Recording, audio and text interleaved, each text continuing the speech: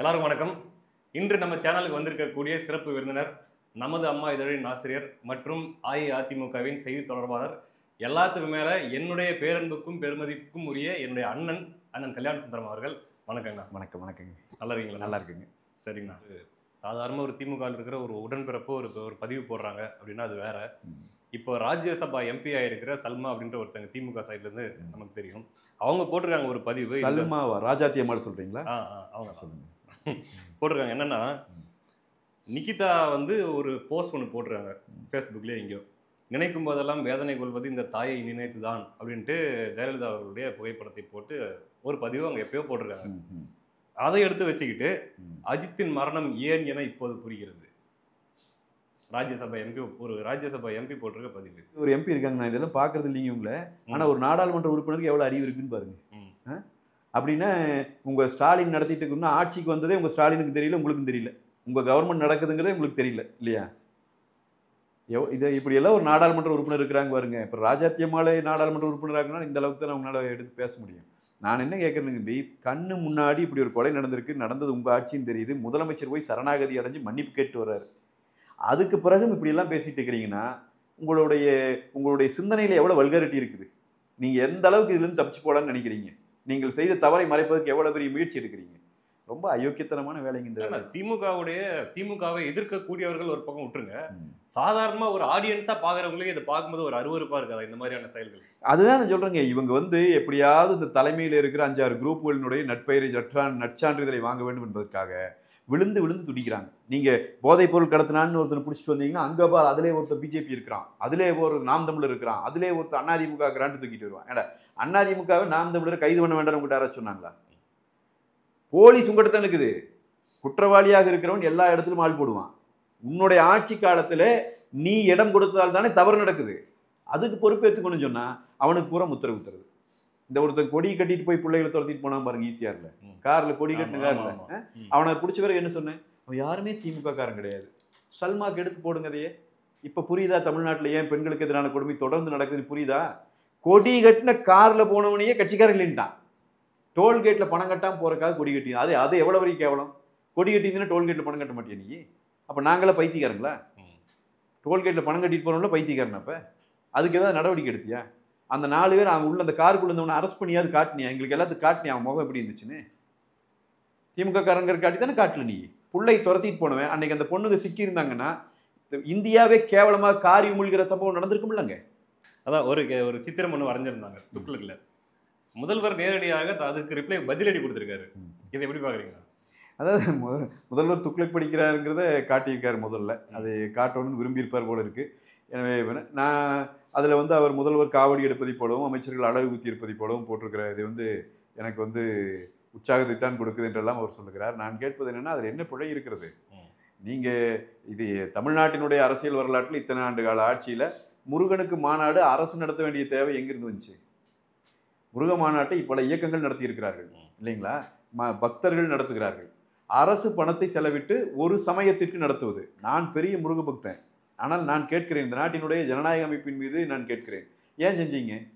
ஏன்னா உங்கள் மேலே இருக்கிற மிகப்பெரிய குற்றச்சாட்டுகளை எல்லாம் எப்படியாவது நீங்கள் திடீர்னு கழுவி புனிதராயிரோன்னு நினைக்கிறீங்க. நான் ரொம்ப சிம்பிளாக ஸ்டாலினை கேட்குறேன், இது உங்களை காயப்படுத்தவில்லை, பரவாயில்லை.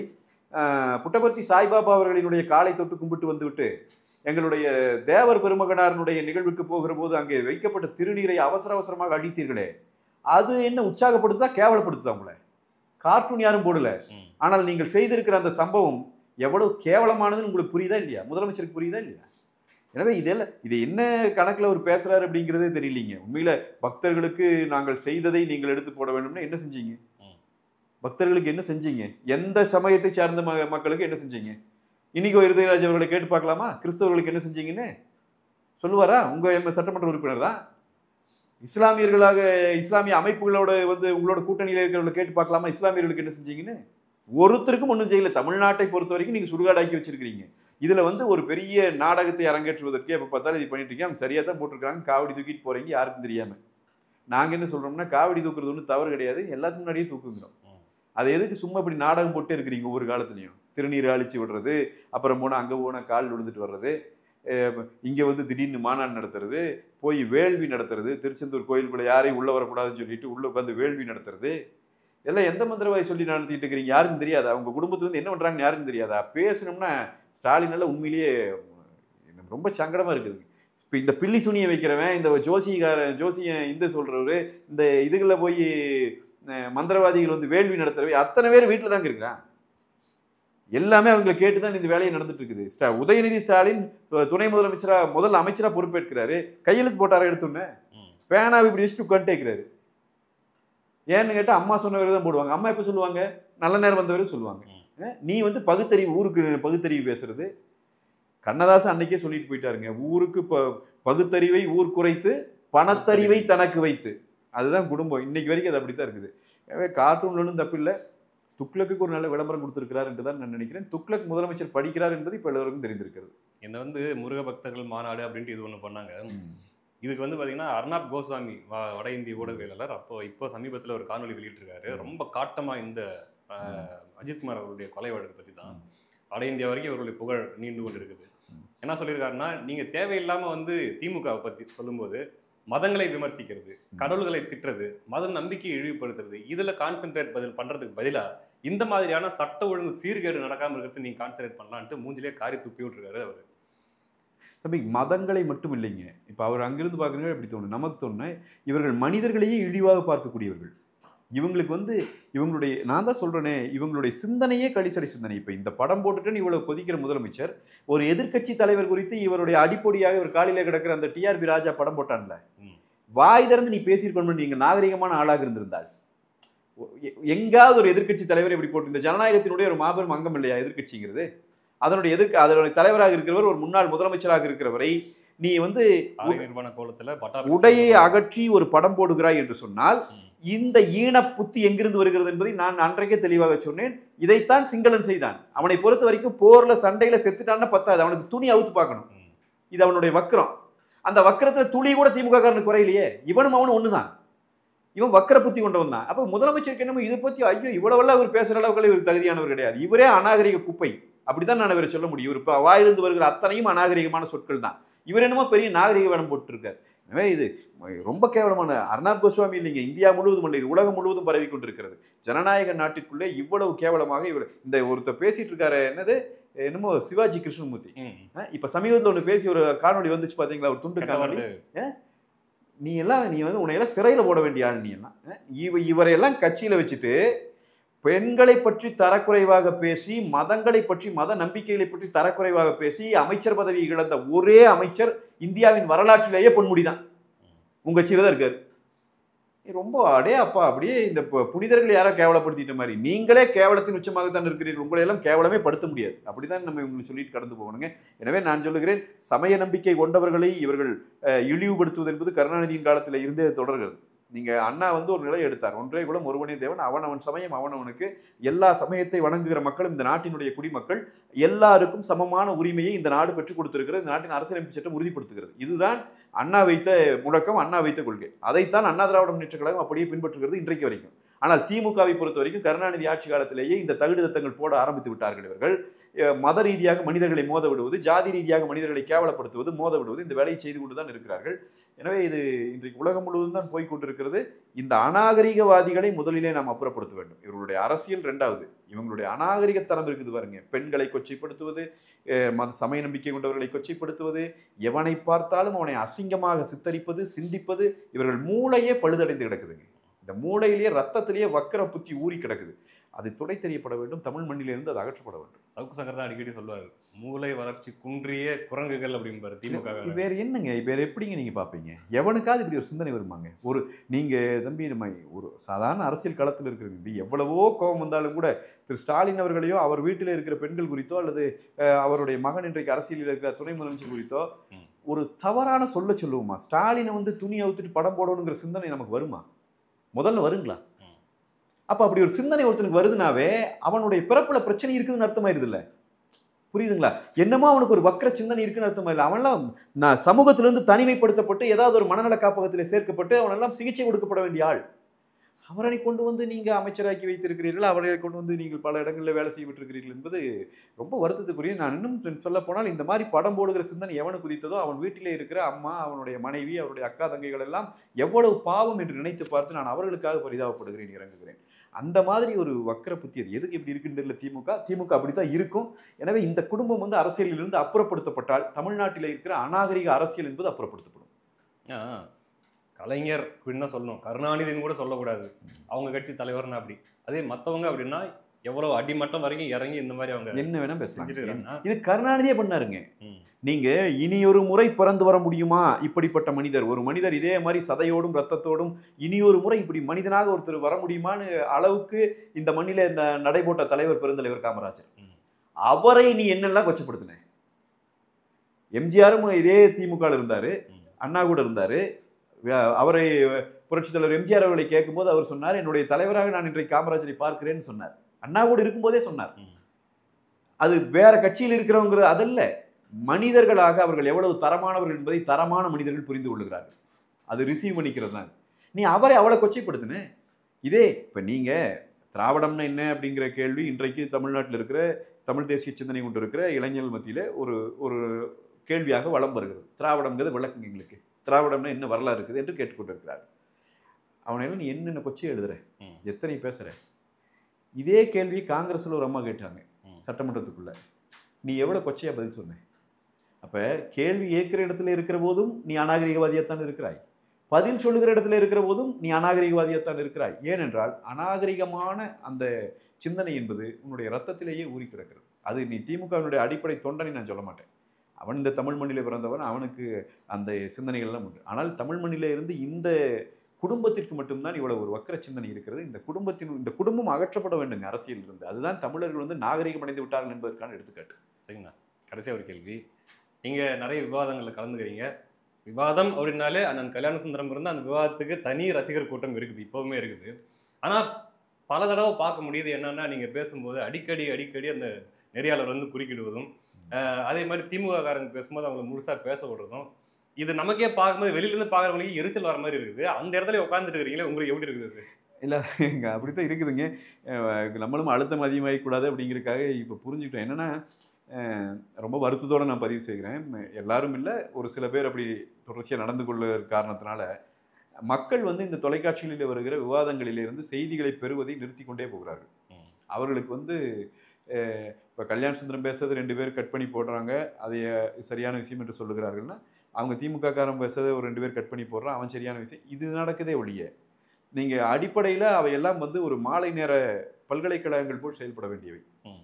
ஏன்னா ஒரு நாளில் நடக்கிற முக்கிய அரசியல் சம்பவத்தை வேறு வேறு கோணத்திலே இருந்து அணுகுகிற ஒரு 3-4 ஆளுமைகளை உட்கார வைத்து அது குறித்தான செய்தியை சொல்லி ஒரு சாதாரண குடிமகன் தன்னுடைய 1 மணி நேரத்தை செலவு செய்து பேசுகிறாங்க. இதில் அவருக்கு ஒரு புதிய கருத்து வரும். 4 பேர் இல்லாமல் 5ஆவது அவருக்கு ஒரு கருத்து வரும். இந்த கருத்து இதை படைப்பது தான் அந்த விவாதங்களினுடைய நோக்கமாக இருக்க வேண்டும். ஆனால் அது கெட்ட வாய்ப்பாக அது வந்து என்ன ஆகுது அப்படின்னு சொன்னால், இந்த விவாதங்களை இப்படியெல்லாம் திசை திருப்பதன் மூலமாக, எதிர்கட்சியை சார்ந்தவர்களை பேச விடாமல் தடுப்பதன் மூலமாக, எதிர்கட்சியை சார்ந்தவர்களை அழைக்காமலே விட்டு விடுவதன் மூலமாக நாம் பேசுகிறது தான் சரின்னு மக்கள் நம்புவாங்கன்னு ஆளுங்கட்சி நினைக்கிறது, திமுக நினைக்கிறது. இதுக்காக நாம் திமுகவை பார்த்து பரிதாபம் தான் படணும். எந்த அடிப்படை சிந்தனையே இல்லாதவர் கூட இதை நம்ப மாட்டார். எனவே தான் நான் சொல்லுகிறேன், மீண்டும் இன்றைக்கி சமூக வலைதளங்களில் இப்போ நீங்கள் பேசுகிறீங்க அப்படின்னு சொன்னால், இந்த நிகழ்வுகளை ஏன் இவ்வளோ மக்கள் ஆயிரக்கணக்கான மக்கள் வந்து பார்க்குறாங்க? அவை சமூக வலைதளங்கள் இன்றைக்கு வளர்வதற்கு காரணமே மெயின் ஸ்ட்ரீம் மீடியா முழுக்க விலை போயிடுச்சுங்கிற ஒரு சிந்தனை மக்களிடம் அழுத்தமாக பதிவாயிடுச்சு. அப்போ இதைத்தான் இவர்கள் சாதித்து முடித்திருக்கிறார்கள் நான் நினைக்கிறேன். என்னை பொறுத்த வரைக்கும் ஒரு பெரிய கஷ்டம் இல்லைங்க. ஏன்னா இப்போ ஒரு 10 ஆண்டுகளாக நம்ம எதிர்வரு கட்சி வரிசையிலேயே தான் சண்டை போட்டுக்கொண்டே தான் இருந்திருக்கிறோம். அங்கே வந்து இவங்க பண்ணுறதையெல்லாம் பண்ணிட்டு தான் இருந்திருக்கிறாங்க.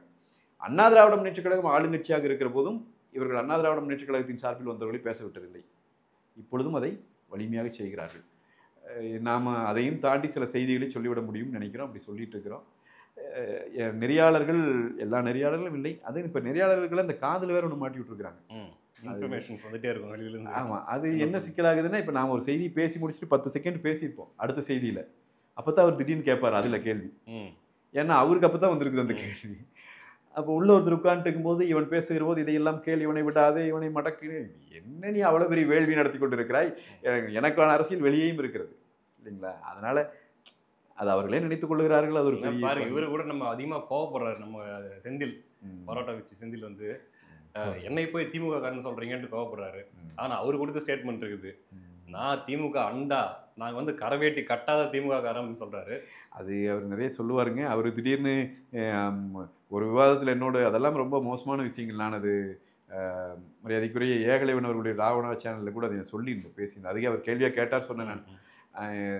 விவாதம் முடியிருக்கு 30 நொடிகள் இருக்குதுங்க. அவர் கார்கே தான் நடத்தினார் அதே தந்தி டிவியில். அவர் முடிக்கிறதுக்கு முயற்சி விட்டார். முடிஞ்சிருச்சு, நேரம் முடிஞ்சு. ஏன்னா அவரோட நேரம் முடிஞ்சுது. அவர் முடிச்சிருங்கிறார். அந்த நேரத்தில் 69% இடஒதுக்கீட்டை கருணாநிதி தான் கொண்டு வந்தார். கல்யாண சுந்தர் அதை வந்து அவங்க பேர் புது விவாதத்தை ஆரம்பிச்சு வைக்கிறாரு அப்படின்னு ஒன்று நான் சத்தம் போடுறேன். நீ பேச முடியாது, உன்னை பேச விட மாட்டேன். நான் உங்களை நீங்கள் சொல்கிறது பச்சை பொய், இது நெஞ்சும் கூட நடுங்காமல் பொய் பேசுகிறீங்கன்னு. அது பேசவே முடியல அவர்னால. பிறகு வந்து அதுக்கு ஒரு வீடியோ போடுறார். அதெல்லாம் என்ன சொல்கிறது, அதெல்லாம் ஒரு நகைப்பின் உச்சம் தான் நம்ம எடுத்துக்கணும். எங்கள் நெறியாளர்லாம் இருக்காங்கண்ணா அங்கே டிவி ஸ்டேஷனில் தனியாக கேட்டுறீங்களா என்னையாச்சும் எதுக்கு இந்த வேலை பார்க்குறீங்க? இல்லை, அப்படி கேட்குறதுங்க. என்னை பொறுத்த வரைக்கும் எல்லாத்துக்கூடையுமே எந்த கட்சியை சார்ந்தவர்களும் நெறியாளர் கூடயும் நம்ம வருகிற போது ஒரு வணக்கம் சொல்லி சிரிச்சுட்டு தான் வருவோம். சில பேர் அதுலேயும் இப்போ மாறுபட்டுறாங்கன்னு வைங்க, அதில் நம்ம வந்துடுறோம். ஆனால் அப்படி கேட்டாலும் என்னென்னா, இப்போ பல தளங்களில் இருக்குங்க, நேரடியாக பதில் சொல்ல முடியாது அவங்களாலையும். அவங்களும் என்ன பண்ணுறதுங்கிற மாதிரி சில பேர் இருக்கிறாங்க. ஏன்னா சேனலை வந்து கட் பண்ணிடுவேன்னு மிரட்டுறாங்க. அதாவது நீங்கள் ஒரு குறிப்பிட்ட சேனல் நான் உங்களுக்கு சொல்கிறேன், நீங்கள் வேணால் செக் பண்ணி எதுன்னு கூட பாருங்கள். ஒரு குறிப்பிட்ட சேனல் செய்தியை ஒளிபரப்புனதுக்காக, இந்த அஜித்குமாரனுடைய செய்தியை அது கொஞ்சம் உணர்வுபூர்வமாக அங்கே போயிட்டு இருக்குது, உண்மையான உணர்வு தானே, அந்த உணர்வுபூர்வமான செய்தியை வெளியே பேசுனதுக்காக கிட்டத்தட்ட 20,000க்கும் மேற்பட்ட கேபிள்கள், அவருடைய கேபிள்கள் உடனடியாக குண்டர்களை வைத்து துண்டிக்கப்பட்டு மிகப்பெரிய ஒரு பொருட்செலவை அவர்களுக்கு ஏற்படுத்தி இருக்கிறார். நடந்திருக்கு இப்போ. அப்போ இந்த மாதிரி வந்து ஊடகங்களை மிரட்டுவது, மெயின் ஸ்ட்ரீம் மீடியாவை நான் வந்து அரசு கேபிள்லேருந்து தூக்கிடுவேங்கிறது, பின்னாடி கொண்டு போய் சேனல் போட்டுருவேங்கிறது, உனக்கு விளம்பரங்கள் எதுவும் கிடைக்காம பண்ணுவேங்கிறது, அப்படி கொடுக்கப்படுகிற அழுத்தங்கள் வந்து அவங்களையும் அது மாதிரி செய்ய வைக்கும். அதையும் தாண்டி சில பேர் சில கருத்துக்களை பேசுவதற்கு வாய்ப்பு கொடுக்குறாங்க. அப்போ அந்த அளவில் மகிழ்ச்சின்னு நினச்சிக்க வேண்டியதுதான். நம்மளை பொறுத்த வரைக்கும் நமக்கு ஒன்றும் சிக்கல் இல்லைங்க. அது ஒன்றும் மோனோபோலியாக இருந்த காலம் முடிஞ்சிருச்சு. இன்னைக்கு வந்து சமூக வலைதளங்கள் வந்து விவாதங்களை விவாதிக்க தொடங்கிருச்சு. இப்போ நம்ம பண்ணிட்டு இருக்கிறது அதுதானுங்க. முதல்ல விவாதத்தோட முடிஞ்சிரும்னு நினைச்சாங்க. இப்போ விவாதங்களை விவாதிக்கிற ஒரு யுகம் வந்திருக்கிறது. அது உண்மை பேசுகிறவர்கள், சத்தியம் பேசுகிறவர்களுக்கு சாதகமாக தான் இருக்கும். நாம் அதோட எண்ணிக்கையை மட்டும் அதிகரிச்சுட்டு போகணும். நிறைய நாள் பார்த்துருக்கேன் அந்த விவாதங்களில். இந்த மாதிரி இடைமறிக்கும் போது இல்லை தொடர்ச்சியாக வந்து டென்ஷன் பண்ணிகிட்டே இருக்கும்போது மற்றவங்களாம் கடந்து போயிடுவாங்க, இல்லை அமைதியாகிடுவாங்க. எனக்கு தெரிஞ்சது முதல்ல கேள்வி எழுப்பின நெறியாளரை கேள்வி எழுப்பின ஒரே ஆள் நீங்கள் தான் நினைக்கிறேன். இல்லை என்னங்க, அது வேறு வழியே இல்லாமல் நம்ம கேட்குறோங்க. எதனால் பிரச்சனை அப்படிங்கிறது ரொம்ப மரியாதையோடு தான் கேட்குறோம். அது உங்களுக்கு சில பேர் காயப்படுத்திடுதான்னு எனக்கு தெரியல. ஆனால் திரு குணா அவர்களை கேட்டதும் இல்லைண்ணா, நீங்கள் கேட்டீங்க. ஆனால் பார்த்தீங்கன்னா அது எல்லாருமே பொதுமக்கள் எல்லாருமே சமூகத்தில் எல்லாருமே எடுத்து பரப்பிட்டு இருந்தாங்க. நீ ஒரே ஒரு மனுஷன் இந்த நிறைய பண்ற அக்கிரமத்தெல்லாம் கேள்வி கேட்டிருக்காரு அப்படின்ட்டு நீங்க பண்ணது வந்து எடுத்து போட்டிருந்தாங்க எல்லாரும். இல்லை, சில சமயம் அவங்க அப்படி நிறுத்தும் போது நம்ம கேட்டோன்னே நான் இதை தான் சொல்ல வந்து அதை சொல்லணும், அவங்களுக்கு சொல்ற செய்தியும் இல்லைங்க, சும்மா நிறுத்துறதுங்க. அதான் அந்த ஒரு விவாதம் பார்த்தேங்க. யார் கார்த்திகை செல்வனா யாருன்னு தெரியலீங்கண்ணா. ஏதோ ஒரு செய்தி பேசிட்டு இருக்கும்போதே குறுக்கிட்டு, கல்யாண சுந்தரம் நான் என்ன சொல்ல வரேன்றது முதல்ல கேளுங்க, அதுக்கப்புறம் நான் ஒன்றும் உங்களுக்கு எதிரானவன் கிடையாது, உங்களுக்கு எதிராக செயல்படணும்னு அர்த்தம் கிடையாது, நீங்க திருப்பியும் கேட்குறீங்க அது எதுக்குங்க இப்ப சொல்றீங்க, எனக்கு கருத்து சொல்ல விடுங்க, இருங்க நான் சொல்லி முடிச்சிடறேன் அப்படின்ட்டு அவர் பாட்டுக்கு பேசிட்டே இருக்காரு. அது ஒரு நேரத்தில் வேலைங்க. இப்போ அவர் கார்த்திகை செல்வன் அவர்களோ இல்லை மற்றவர்களோ எல்லாருமே எனக்கு ரொம்ப நெருக்கமான நண்பர்கள், தரமான மனிதர்கள், நல்ல ஊடக சிந்தனையோடு வந்தவர்கள். யாரையும் தனிப்பட்ட முறையில் காயப்படுத்தணுங்கிறது என்னுடைய சிந்தனையே என்றைக்குமே இல்லைங்க. ஆனால் என்னென்னா இது ஒரு டாக்டிக்ஸுங்க. இப்போ நீங்கள் சொல்கிறது இது 2 வகையாக நடக்குங்க. ஒன்று, இவருடைய திமுக கூட்டணி கட்சியை சார்ந்தவர்கள் யாராவது வந்தாங்கன்னா இன்னைக்கு இருக்கிற தலைப்பிலிருந்து ரொம்ப தூரம் விலகி போய் அவங்க ரொம்ப நேரம் பேசிகிட்டே இருப்பாங்க. அது யாரும் அவங்களை தொந்தரவு பண்ணாமல் அதுவா அப்போ என்ன ஆகுன்னா ஒரு 10 நிமிடம் 15 நிமிடத்தை அதை எடுத்துரும். நீங்கள் சொல்ல வந்த செய்தியை உங்களால் கன்வே பண்ணுறதுக்கு உங்களுக்கு டைம் இருக்காது. இப்போ நீங்கள் அதே மாதிரி அதே வேலையை சில சமயம் நெறியாளர்களும் செய்வாங்க. நேரத்தை ஓட்டுறது, ஏதோ ஒன்று பேசி கடைசியாக வீடியோ எடுத்து பார்த்தீங்கன்னா உங்களுக்கு 5 நிமிஷம் கொடுத்தா அவர் 5 நிமிஷம் பேசணும்பாங்க. நம்ம பேசின 5 நிமிஷம் 3.5 நிமிஷம் இவங்களே பேசியிருப்பாங்க. இந்த மாதிரி இதெல்லாம் ஒரு டாக்டிக்ஸ். ஒரு வேலை இப்போ வந்து நம்ம டக்குன்னு மைண்டில் ஒரு பாயிண்ட் நல்லா ரெடியாக வச்சிருப்போம், இதை எடுத்து பேசணும் அப்படின்ட்டு இடைமறிச்சு ஒரு 2-3 செகண்ட் இல்லை ஒரு 10 செகண்ட் குறுக்க அவங்க பேசிக்கிட்டே இருந்தா அந்த முக்கியமான பாயிண்ட் ஏதாச்சும் அந்த டைம்ல மறக்கிறதுக்கு வாய்ப்பு இருக்கு. எனக்கே இப்போ நடக்குங்களே, எனக்கு இப்போ வெகுகாலம் அப்படி நடக்காதுங்க. நான் எப்படின்னா அவங்க கேள்வியில் நிறுத்தின பிறகு நான் பேசிட்டு இருந்ததுலேருந்தே தொடருவேன். எனக்கு அந்த அளவுக்கு இருக்கு. இப்போ சமீப காலத்தில் எனக்கு அப்படி ஒரு சம்பவம் நடந்துச்சு. நான் நிறையாட்டே சொன்னேன், என்ன பேசிட்டு இருந்தேனே மறந்துட்டேன். அந்த அளவுக்கு நீங்கள் நிறுத்துறீங்க ம். அப்படின்னு. அப்போ நாம் ஒரு செய்தியை பேச வருகிற போது அந்த செய்தி ஒரு பெரிய தாக்கத்தை ஏற்படுத்தி விடும், ஆளுங்கட்சிக்கு வந்து ஒரு டேமேஜை கொடுத்துருன்னு சொன்னால் அது வெளியே வந்து விழாமல் பாதுகாப்பதிலே ஒரு மிகப்பெரிய கவனத்தை செலுத்துகிறார்கள் சில பேர். அது நல்லதில்லை. அது அவர் நினைச்சிருப்பாரு நீங்க மறந்துட்டீங்கல்ல, அதுக்கு தான் இந்த வேலையை நம்ம பார்த்தோம். அதுதான் தாங்க அதாங்க அதுக்கு தான் பார்க்குறாங்க. சில சமயங்கள் இப்போ நாமளும் யாருமே மேலேருந்து இறங்கி வரல இல்லைங்க, எல்லாரும் அது மாதிரி இவங்க என்னமோ வந்து அவரை அடக்கி விட்டோம், அவருக்கு ஆள் போட்டு கேள்வி கேட்டு அவர்களே வீட்டுக்கு போய் அவமானப்படணும். 10 பேர் சேர்ந்துட்டு ஒரு ஆள் சொல்கிற செய்தியை அந்த செய்தி சொன்ன பிறகு அதற்கு நாம் பதில் கொடுத்துருந்தாலும் கூட பரவாயில்ல, சொல்ல விடாமல் தடுப்பதன் மூலமாக அவரை வந்து நம்ம இது பண்ணிட்டோம்னு நினைக்கிறோமேன்னு அவங்களே போய் தூங்கும்போது வெக்கப்படணும். அது சரி விடுங்க. அது தனிப்பட்ட நபர்கள் எந்த நபர்கள் மேலும் நமக்கு எந்த வருத்தமும் இல்லை. இல்ல நீங்க சிஸ்டம் அப்படி நீங்க தான் சொன்னீங்க இல்லைங்களா, அதாவது ஆளுங்கட்சியோட அழுத்தம் அதோட காரணமா தான் இவங்க இப்படி செயல்படுறாங்க ஆமாம் அப்படின்ற ஆமாம் மாதிரி ஆமாம் சொன்னீங்க. பெரிய அழுத்தங்கள் இருக்குது. சரிண்ணா, நீண்ட நாட்கள் கழிச்சு சந்திச்சாலும் ஒரு நீண்ட நேரம் ஒரு உரையாடலாம் நீங்க கொடுத்துருக்கீங்க. ரொம்ப மகிழ்ச்சி. இவ்வளவு நேரம் உங்க நேரத்தை செலவிட்டு இங்க வந்து சந்திச்சு ஒரு நேர்காணல் கொடுத்தமைக்கு மிக்க நன்றிண்ணா. சமூக வலைதளங்களில் சில பதிவுகளையும் பார்க்குறேங்க. ஜபா வந்து கல்யாண சுந்தரத்தோடு ரொம்ப நெருக்கமாக இருப்பார் அப்படின்னு என்னை திட்ட வேண்டியவர்கள் எல்லாம் உங்களையும் திட்டுவதை நான் பார்த்துருக்கிறேன். ஆனால் நாம் சந்திப்பது அநேகமாக 3 ஆண்டுகளுக்கு பிறகு இன்னைக்கு சந்திக்கிறோம்னு நினைக்கிறேன். ஆமா. ஆமாம், அந்த மாதிரி ஒரு சந்திப்பு நடக்குது. நம்ம அலைபேசியிலும் கூட பெரிய பேசுறதுக்கான வாய்ப்புகள் என்ன கிடைக்கிறது. அலைபேசியில பிடிக்கிறது கஷ்டம், நேர்ல பிடிக்கிறது ரொம்ப ரொம்ப கஷ்டம். ஆனா அவங்களுக்கு புரிய மாட்டேங்குது. ஒத்த கருத்துள்ளவர்களோடு பேசுவதை விட ஒரு இதய நேசிப்பிற்குரியவர்களோடு பேசுவது ரொம்ப இதமான அனுபவங்க. அந்த நிச்சயமா. வகையில் ஒரு தம்பியா எப்பவும் நாம் உங்க கூட பேசுறது ஒரு மகிழ்ச்சிங்க. இப்படி ஒரு தருணம் அமைஞ்சதுக்கு ரொம்ப மகிழ்ச்சி. ரொம்ப நன்றி. நன்றிங்க.